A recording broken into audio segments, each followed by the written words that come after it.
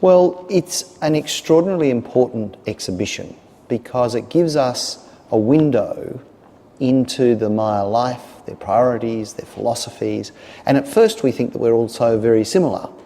But as you start hearing the stories and their ideas and the way they see the world, it's just amazing.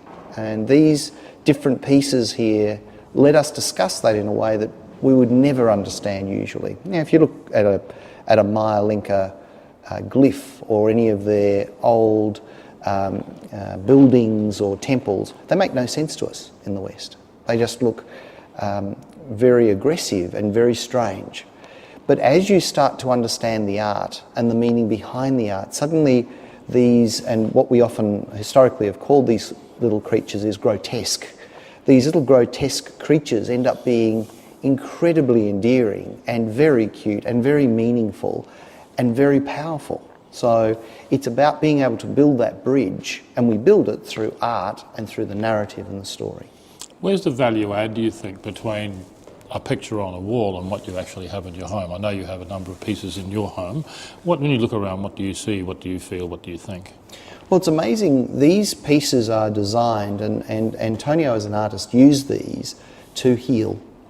And so when you look at a piece, sometimes just the look of the piece will bring healing, and it might be a photograph or a beautiful scene. When you see these pictures, you can't help but recite the narrative, the story.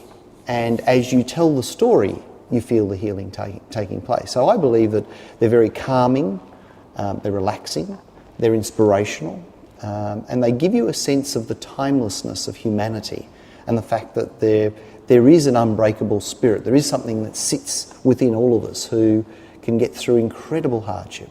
So where is the relevance today? I mean, as we know, Antonio grew up in a village in El Salvador, and now he's here in Australia. Where's the connection through the art, and why is it relevant to young people today? Yeah, well, people are people. We're all really very, very similar. And we all have our own challenges, our own difficulties. We're all facing junctions in our lives where we need to make a decision one way or the other. We can either take the path of integrity, or sometimes we're a little dodgy.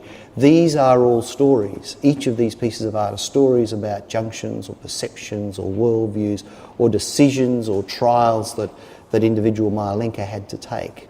And they're part of building the story of what it is to be human.